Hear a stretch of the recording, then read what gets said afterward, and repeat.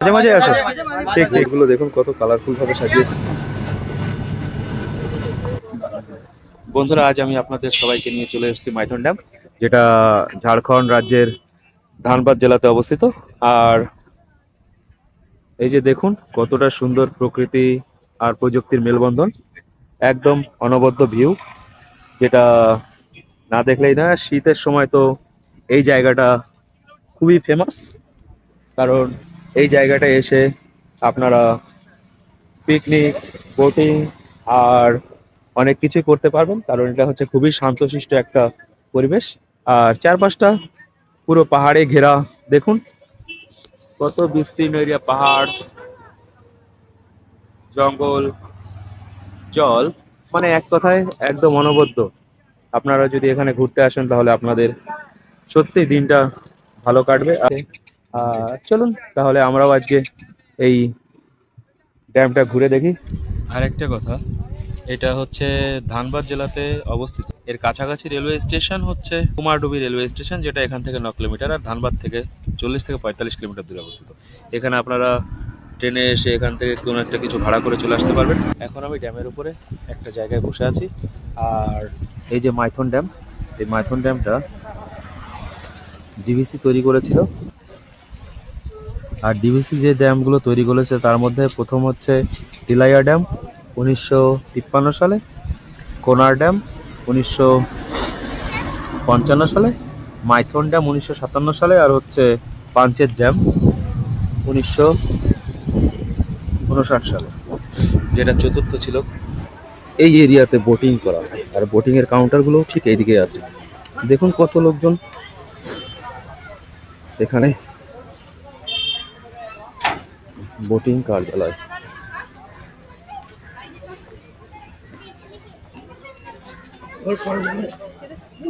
বাহ, স্পিড বোটের টিকিট নেওয়া হলো, দুজনের 200। আর কোনো কিছু এদের প্যাকেজ নেব না। অবশেষে বোটিংটা করবো ভেবে নিয়েছি, সে কারণেই এখানে এসেছি। বোটগুলো দেখুন কত কালারফুল ভাবে সাজিয়েছে, একদম সুন্দর। আর এখানে নিয়ম এবং শর্ত লেখা আছে। বোটিং এর জন্য এখন রেডি আছি লাইফ জ্যাকেট পরে, কারণ কি লাইফ জ্যাকেট পরা বাধ্যতামূলক। আর প্রচুর লোকজনই বোটিং করছে, আমরাও চলে আসলাম 100 টাকার টিকিটের বিনিময়ে। দেখা যাক হবে। জায়গা অ্যারেঞ্জমেন্ট এইভাবেই আছে। বোটিং এর জন্য একদম শেষের সিট নিয়ে বসে পড়েছি। শুরু হয়ে গেছে আমাদের বোটিং।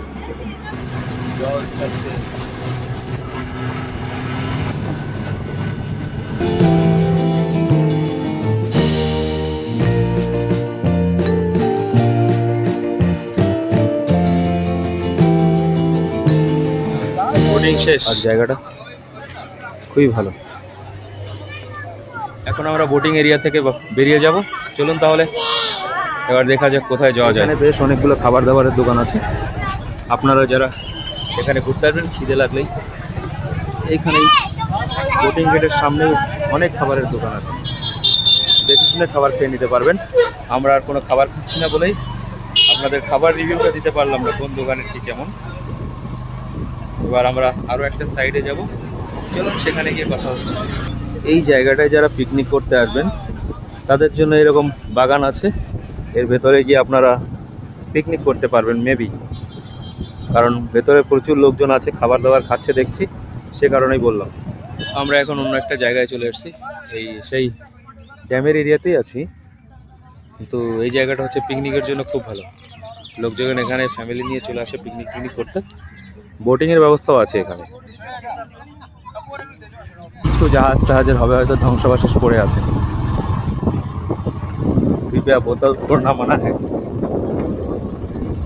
बोतल तोड़ना मना।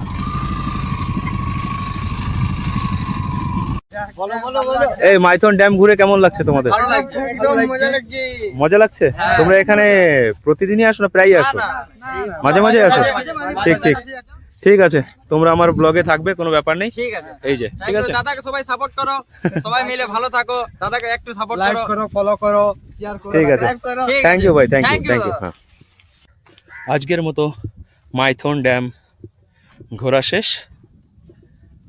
এখন বাড়ির দিকে যাব, বাইকে এসছি আমরা।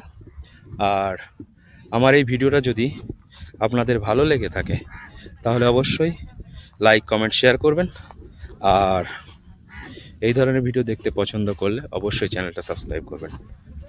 টাটা, বাই, ভালো থাকবেন, সুস্থ থাকবেন। আর দেখা হচ্ছে নতুন কোনো ভিডিওতে, নতুন কোনো জায়গায়।